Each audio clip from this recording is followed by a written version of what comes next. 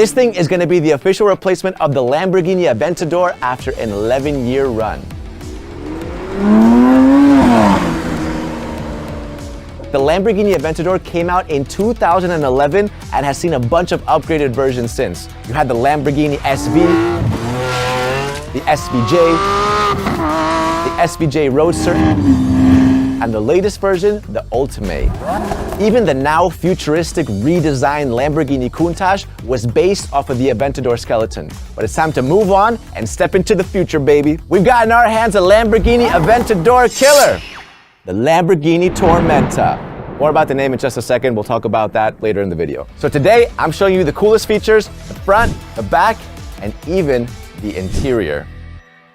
But to understand how we know all of this top secret information, first, we need to understand how Lamborghini works. Lamborghini usually has a few different signature models, but there's always that one apex predator that stands above the rest. It all started with the Lamborghini Miura that came out in 1966 and ended production in 1973. The Lamborghini Miura was replaced by the Lamborghini Countach that came out only a year later in 1974, dominated the 80s, and then ended production in 1990. The Countach was then replaced by the Lamborghini Diablo in 1990. The Diablo dominated the 90s all the way until 2001, and that's when it was replaced with the Lamborghini Murcielago. That's the one that I grew up loving, as a kid. That's the one that I wanted in my garage.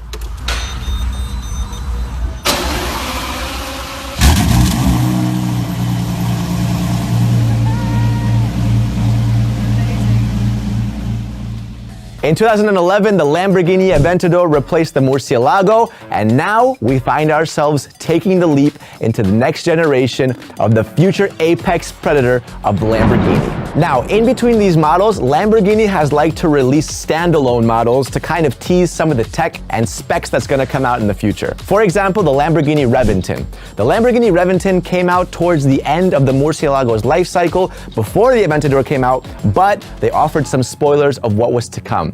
You see these headlights? Ring a bell? And these taillights? Do they look familiar? How about this interior? Look at that infotainment system. Now with the Aventador at the end of its life cycle, we are given the Sian. And the Sian is to the Aventador what the Reventon was for the Murcielago.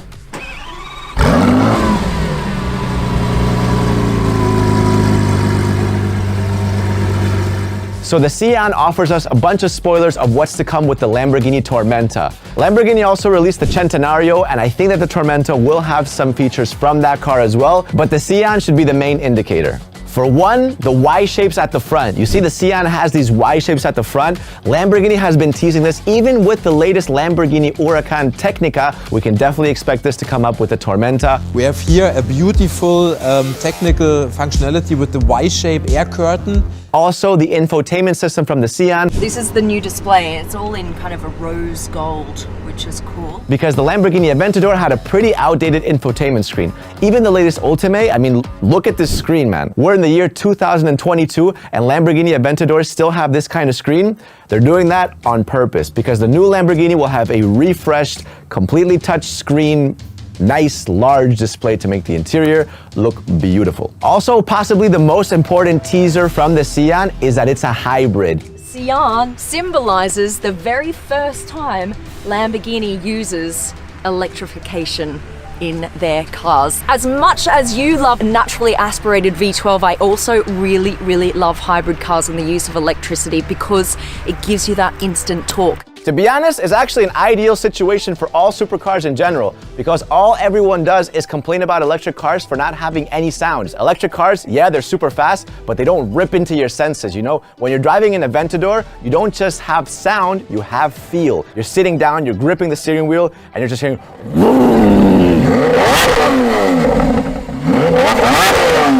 when your brain starts vibrating from the engine? That's what people want to feel. And electric cars, they don't have that. But by electrifying a V12, you get the best of both worlds. Super cool, eh?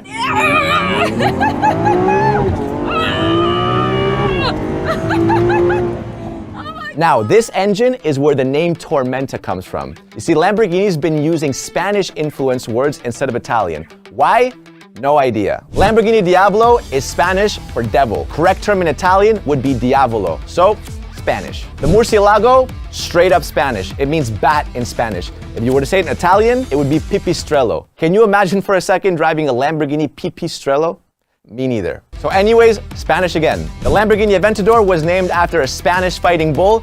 That doesn't even exist in the Italian language, so more Spanish. Lamborghini Huracan, that's right, you guessed it again, it's the Spanish for the word hurricane. The correct term in Italian would be uragano. So I made my point, they love Spanish words. And here we are, trying to discover the upcoming Lamborghini's name. Now, as a highly intelligent individual, I thought to myself, electrified V12 sounds like thunder and lightning.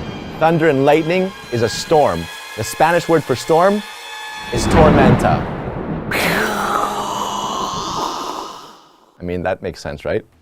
It makes a lot of sense.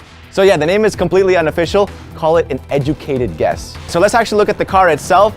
Here are the spy shots, and with the help of technology, we were able to decode what the car will actually look like in real life.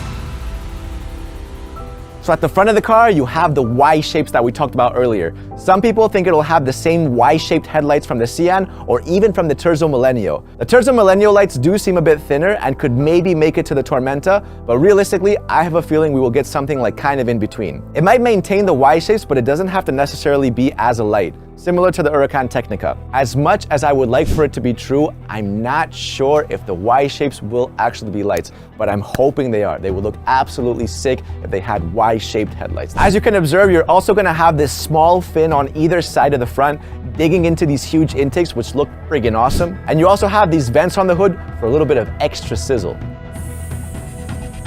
On the sides, you also have this kind of double air intakes with a few fins running horizontally down the middle, similar to the Lamborghini Centenario. You know what else this Lamborghini is using from the Centenario? The taillights.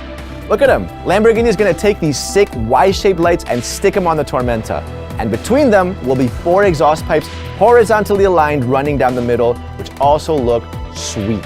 Also, according to the photographers taking the spy shots, this car will have an active spoiler. That's right, moving wings, baby. Probably not as crazy as the Zenvo TSRS, but we all like moving wings. Lastly, we got the interior. Okay, this is purely speculation because we haven't seen any spy shots as a reference, but it does look pretty cool. We used the Lamborghini Sian interior as a base and gave it some upgrades. I think it'll look like, I don't know, maybe 50% like this, but we had to show you guys something, right? We're doing a full reveal. I gotta show you guys something for the inside, so this is our best guess. Anyways, what other features do you think the car's gonna have? What would you like to see? What do you think the real name's gonna be? Let me know in the comments. Like the video, subscribe to the channel. I'll see you guys next time.